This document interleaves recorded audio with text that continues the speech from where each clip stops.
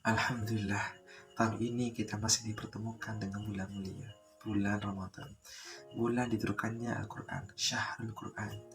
14 abad lalu, Al-Quran diturunkan di malam Lailatul Qadar sebagai petunjuk umat manusia dalam mengarungi kehidupan dunia. Sungguhnya Al-Quran ini memberikan petunjuk kepada jalan yang lebih lurus dan memberi kabar gembira kepada orang-orang mukmin yang mengerjakan amal soleh bahwa bagi mereka ada pahala yang besar. Itu yang disampaikan Allah dalam Quran surah Al-Isra ayat 9. Bahkan membacanya saja mendapatkan balasan yang besar di sisi Allah. Nabi SAW bersabda, bacalah oleh kalian Al-Quran. Sungguh Al-Quran itu akan datang pada hari kiamat menjadi syafaat bagi pembacanya. Sayangnya, banyak orang yang masih meragukan kebenaran Al-Quran. Mereka terpengaruh oleh kaum orientalis yang berusaha meragukan kesucian Al-Quran sebagai kalamullah. Mereka menuduh Al-Quran sekedar rekayasa perkataan bangsa Arab, termasuk buatan Nabi Muhammad SAW. Padahal, tudingan ini telah dibantah oleh Al-Quran sendiri. Lihatlah, Al-Quran menantang umat manusia bangsa Arab maupun non-Arab untuk membuat yang serupa dengan Al-Quran. Tantangan itu tidak saja berlaku ketika Al-Quran turun, tetapi juga hingga kiamat. Ini yang Allah sampaikan atau yang Allah sabdakan dalam Al-Quran surah Al-Baqarah ayat 23. Tapi ternyata tidak ada manusia yang sanggup memberikan jawaban atau tantangan dari Allah. Al-Quran juga bukan karangan Rasulullah, sebagaimana tudingan mereka. Kalau Anda mau memperhatikan dan merasakan baca Al-Quran dan hadis, ada gaya bahasa yang berbeda. Padahal itu keluar dari mulut yang sama. Dan bangsa Arab di Mekah pun semuanya tahu bahwa Rasulullah bukanlah orang yang punya kemampuan menyusun syair. Maka Allah tegaskan, tidakkah mereka merenungkan Al-Quran?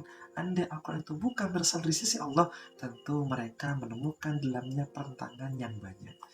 Ini yang disabdakan oleh Allah dalam Quran Surah An-Nisa ayat 82. Kaum orientalis juga menyaksikan kelayakan Al-Quran sebagai petunjuk dan aturan hidup yang cocok dengan zaman.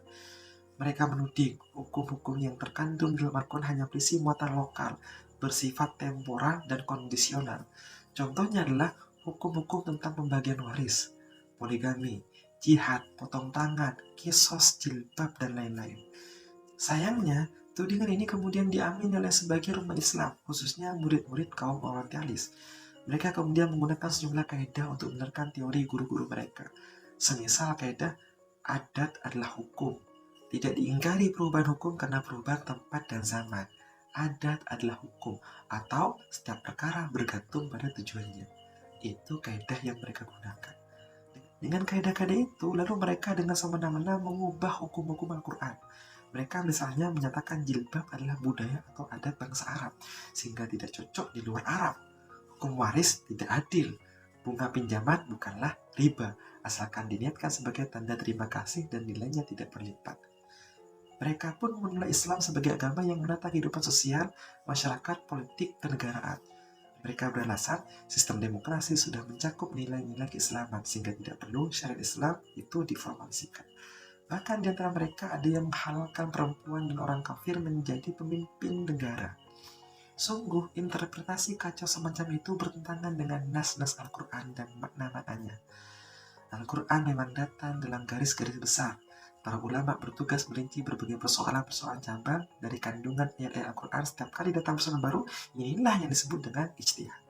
Namun demikian, ijtihad ini harus sesuai tuntunan syariah, yang tidak menjadikan maslahat atau manfaat sebagai penentu hukum. Andai kata ada setempat boleh membatalkan hukum Al-Quran atau Al-Quran bisa ditafsirkan sesuai dengan kondisi, niscaya Rasulullah tidak akan mengharapkan khomer, perjudian, perzinahan, riba, dan berbagai budaya masyarakat jahiliyah pada masa itu. Faktanya Rasulullah justru mengubah berbagai budaya jahiliyah tersebut dengan hukum-hukum yang dibawa dalam Al-Quran. Hal ini diteruskan oleh Khulafaur Rasyidin dan para khalifah setelah mereka. Mereka tidak pernah berkompromi dalam mengamalkan hukum-hukum yang terkandung dalam Al-Quran.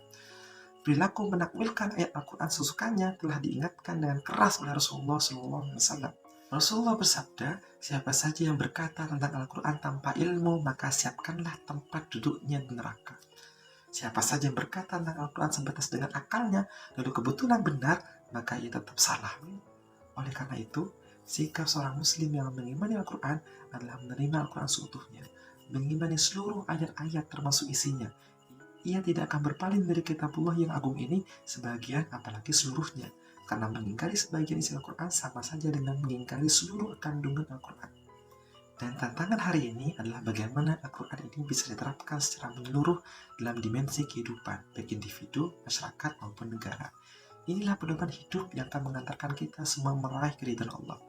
Nah, semoga Allah menjadikan kita orang yang yakin terhadap Al-Quran dan memperjuangkannya untuk mengimplementasikan Al-Quran secara nyata. Wallahu a'lam bishawab.